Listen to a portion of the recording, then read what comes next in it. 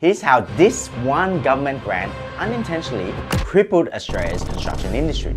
So if you didn't already know, Australia's construction industry is facing a major crisis with over 700 companies going bust in one quarter. That's more than double the failures in any other sector. And you're probably wondering, what exactly led to so many construction firms going bust in such a short period of time? In a nutshell, it just became too damn expensive. In fact, construction has become so expensive, several of my clients have told me that it's better to just hold the land than actually build on it and sell. Supply chain disruptions and high inflation drove up material prices and other costs. Labor shortages made workers really expensive and really hard to find. Interest rate rises has put builders and property developers into financial distress. And don't forget the influx of dodgy builders leading to the government changing regulations and making approvals take even longer. All these have compounded to this collapse. But here's where it really began. I'm not really sure you remember, but back in 2020, a particular virus locked down the whole world. Working from home became a staple, supply chains came to a halt, businesses were struggling to stay afloat, and everyone learned how to bake sourdough. Naturally, the economy was going to get completely fucked. So the government had to do something about it. 10,000 Australians. Can everyone get off the grass, please? Sure, let's just move back from there.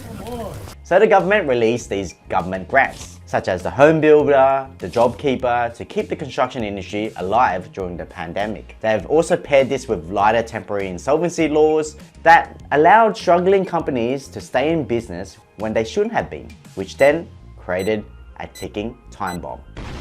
The fatal mistake for most builders was locking themselves into fixed price contracts as costs escalated rapidly around them.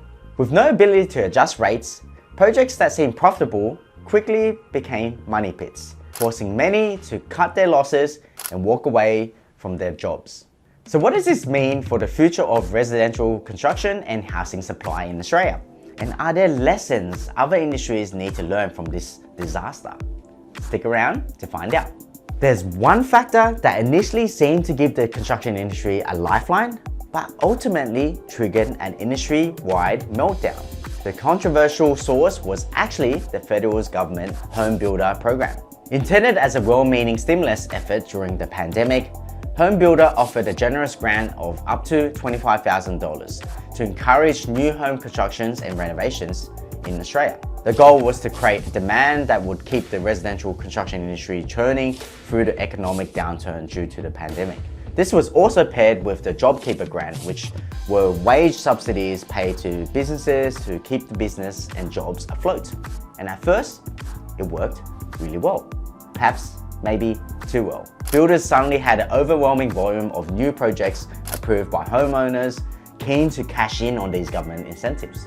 But here's where the policy went wrong. The construction boom rapidly outpaced the sector's capacity and labor supply, and material shortages and supply chain issues only made it worse. Extremely low interest rates during the pandemic just added fuel to the flames. With rates at the lowest level we have seen and home loan eligibility requirements relaxed, it became far more accessible for Australians to take out mortgages and finance new home builds or renovations. I reckon this artificially inflated housing demand. However, some economists argue these conditions were out of sync with the real economic distress at that time. You can't expect interest rates to remain at crisis levels without it causing issues to the economy. Sure enough, as the RBA started aggressively increasing rates in May 2022 to combat inflation, higher borrowing costs slammed the brakes on construction demand. Prospective homebuyers found it more difficult to qualify for loans and more expensive to service their mortgage debt. These continuous interest rate hikes made financing new projects and repaying existing debts difficult for many builders and homeowners. Like other sectors, soaring rates hammered the construction industry in the bottom line. In addition to material and labor constraints, builders found themselves body slammed by rapidly compounding economic forces, such as supply shocks, labor shortages, inflation, and rising interest rates. You could say these pressures alone were challenging enough, but the fatal mistake for most builders was locking themselves into fixed price contracts before the costs began skyrocketing. In the construction industry, it's standard to negotiate a single, unchanged price for the entire project upfront with the homeowner or the developer. This fixed pricing structure worked really well when material and labor expenses were stable, but it wasn't stable. Material and labor costs rose way too fast for the construction industry to keep up. Reports have indicated that the cost of materials have increased 20 to 40% across the board. Most other businesses can adjust their pricing as operational costs fluctuate to maintain margins. But with a fixed price contract, any increase in expenses like materials, equipment, labor, etc. fully absorbed by the construction firm and not passed on to the client. As supply chain constraints, labor shortages, inflation, and interest rates made construction more and more expensive by the month, these once profitable fixed rate projects quickly transformed into money pits. Rather than complete these jobs at staggering losses that would bankrupt their companies, hundreds of construction firms made the difficult decision to cut their losses and abandon the projects entirely. This left countless homeowners stranded with half-built homes. From the customer's perspective, it's a nightmare scenario, but from the builder's point of view, walking away was an unfortunate necessity as profit margins evaporated. So if you thought that was bad, it gets even worse. Over the past 5 years, there have been an influx of dodgy construction projects. And to combat this, the New South Wales government introduced several reforms and legislations to protect consumers from these constant structural defects. I won't go into detail because there are a lot of specifics in this, but in a nutshell, there's just a lot more red tape that makes construction projects take a lot longer than before. And I'm not here to say who's right or who's wrong, but many of these changes naturally cause projects to take longer and therefore cost a lot more. And unlike traditional industries, the construction industry cannot adapt fast enough since it relies so strongly on cost estimation to be profitable, whilst projects tend to kind of go for 12 to 24 months. So it's actually difficult to estimate costs when there are constant changes. Let's summarize what's happened. Because of COVID, the economy became unstable. The Australian government had a goodwill incentive to keep the construction industry afloat. This caused a spike in projects commencing, but those incentives don't change the supply chain shortages caused by COVID. After the lockdowns, inflation spiked, and so did the cost of construction. New regulations were introduced that caused construction projects to cost more than it already did. And now we're here. In the September 2023 quarter alone, ASIC data shows that the construction industry accounted for 27% of all businesses falling into insolvency, more than double any other sector. Big name builders like ProBuild, Hotondo Homes, Tasmanian Franchise, and Snowden Developments all collapsed under the financial pressures, abandoning countless residential projects midway through.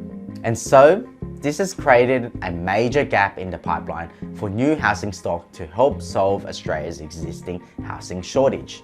The impacts are already being felt, with housing supply declining just as population growth and overseas migration ramps up demand.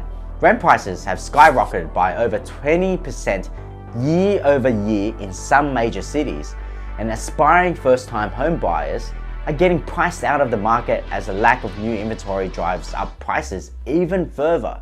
Hutchinson Builders, Australia's second largest private construction firm, announced a 93% plunge in profits for 2023 as a direct result of this crisis. And I'm sure you're thinking, big companies go up and down all the time.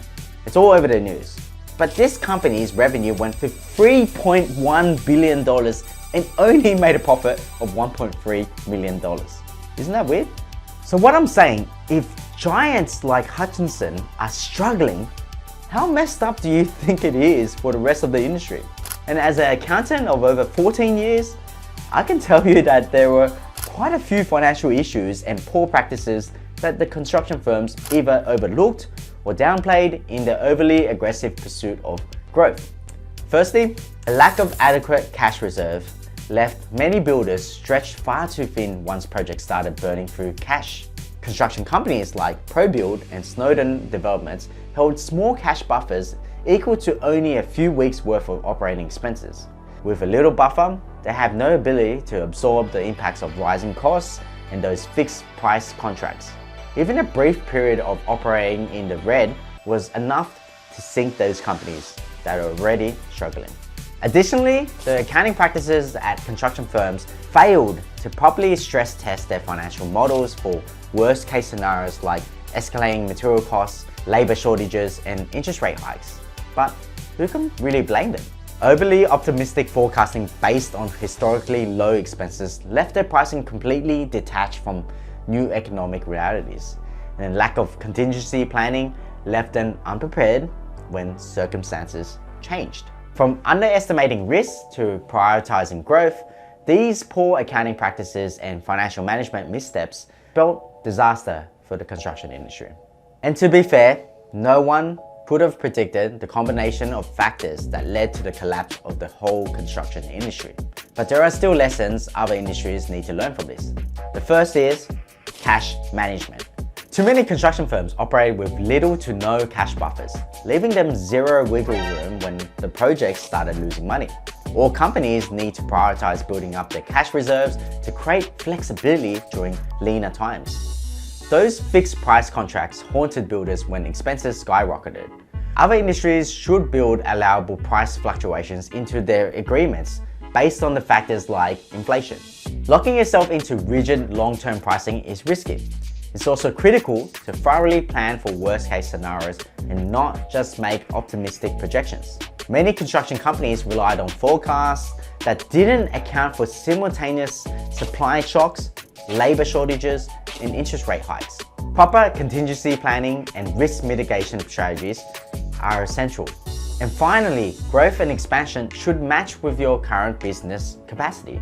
Overcommitting and biting off more than you can actually chew is what ultimately crushed many construction firms. Sustainable scaling is safer than over-aggressive timelines.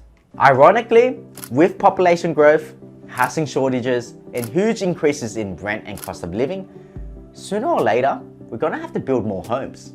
So the construction and building firms that can hold through this rough patch could see a big payoff in the future. But for now, they have to get through this. The construction crisis is just one example of how rapidly changing market conditions can raise the whole entire industry.